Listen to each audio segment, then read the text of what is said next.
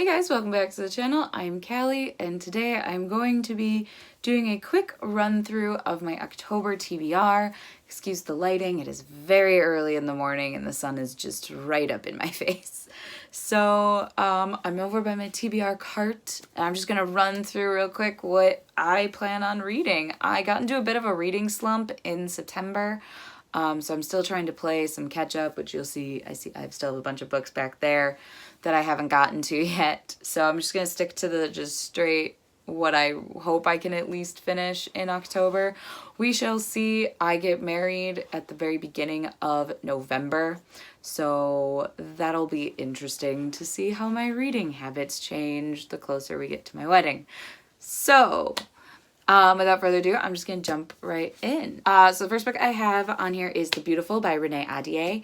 This is supposed to be a vampire-esque book set in 1800s New Orleans. I've heard that this is a really beautiful book and that it does bring back vampires, but not in the sense that Twilight and those kind of vampiric romances have sort of overwhelmed the YA industry. This is more of our typical vampires who are evil and bad and rawr kind of things. And I'm really excited to jump back into vampires because I actually very on purpose stayed away from the whole vampire thing. Next, I have Home Before Dark by Riley Sager. This is a haunted house book, and I really love Riley Sager. I've read all of their books and they have been getting better and better. The last one I read is, I want to say, Lock Every Door, which came out last year.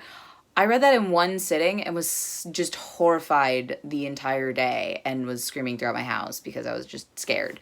So really excited to get to this one. May have to read this in the daytime, but we'll see because I like to torture myself and scare myself. So it's a good time. I'm also a little sad the Book of the Month edition doesn't glow in the dark like the normal edition, and that would have been really cool if this book glowed in the dark. The next book I have is Little Monsters by Kara Thomas. I've been really wanting to pick up a Kara Thomas book. I've heard really good things about her writing. This book follows a girl new into a town and there ends up being a death and they all start pointing fingers. It just seems like a typical YA mystery, maybe psychological thriller.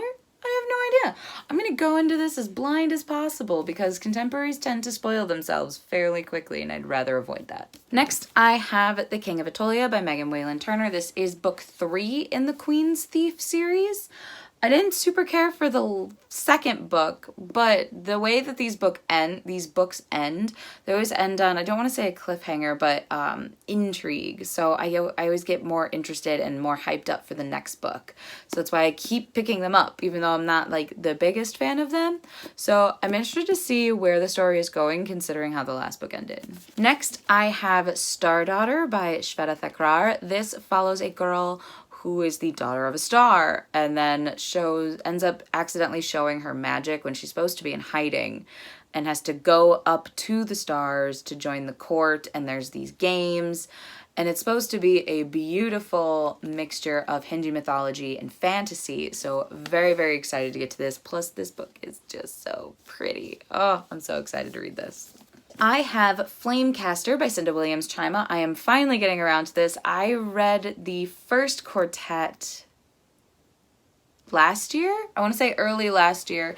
And I read the first 30 pages of this, got so angry, and I put it down and was like, I need some time to cool off because no, don't jump right from one to the other. At least I got so mad that it's taken me almost a year and a half to pick up this series. If you've read the Seven Realms series, this follows the children of our heroes and about like 20-ish years later.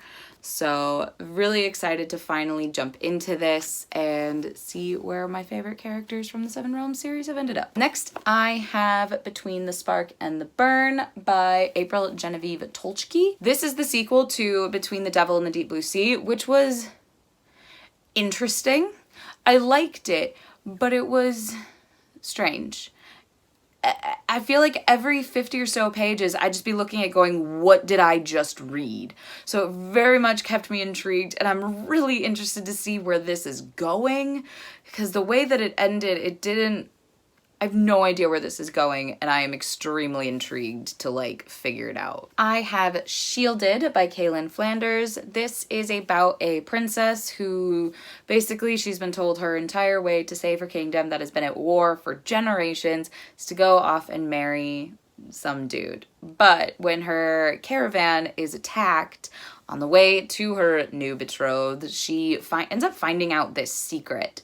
And that the war may not be what it seems. So really interesting. I really like the trope of forced marriage and then like an attack happens on the way there. I've been noticing that a lot more in some of the fantasy books that I've been picking up, which is fine. It's a tad repetitive, but it's also really interesting and it adds a lot of different things depending on how well it's done.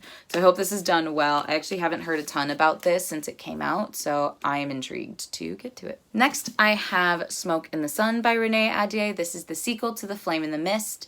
And I enjoyed The Flame in the Mist. It is a spin-off of Mulan. So, but the way that the story went, it was a little bland. I'm intrigued to see where the author plans on going with this story. There are a lot of unanswered questions from book 1 that I hope we do end up getting, because this is only a duology. Next, I have Spirits and Thieves by Morgan Rhodes. She is the author of the Fallen Kingdom series, which I just finished earlier this month.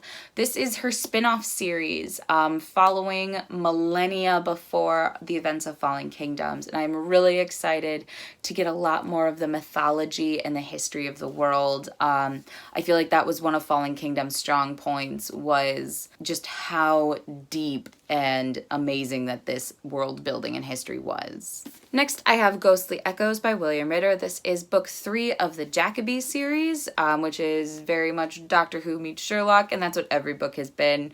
I'm really intrigued about this one because it's more of a mystery following one of our main characters, opposed to just a random mystery that shows up at the beginning of the book. Overall, the series is interesting. It definitely gives off those vibes. I just think that they're a bit predictable and they're extremely fast-paced. Next, I have Starsight by Brandon Sanderson. This is book 2 in the Skyward series. I just finished Skyward earlier this week and I loved it. I will talk more on that in my recent reads video, but I am so in love with this series and I'm just really into sci-fi right now. So the fact that I can jump right into this world and right into book 2, especially after that huge revelation at the end of book 1, I am just so ready to jump back in to this world and just find out more because I need some answers. And the last book is our Serpent and Badger book club pick for October, which is 10th Girl by Sarah Faring. This is another haunted house book, so perfect for October. I'm really excited. It'll be interesting reading 2 different haunted house books. I'm actually just realizing that now, that I have 2 on this list, but this one was picked months ago. So, but yeah, I don't know. It'll be interesting. This is a YA horror, which you never see, so that's a thing. But yeah, that's gonna be all that I have for my October TBR. Hopefully I can get through it. I barely skimmed by on my September TBR, and so we'll see how October goes. But yeah, that's gonna be it for today's video. So feel free to like, comment, and subscribe to our channel. We post videos every Tuesday, Thursday, and Sunday, and I will see you guys in our next video. Bye!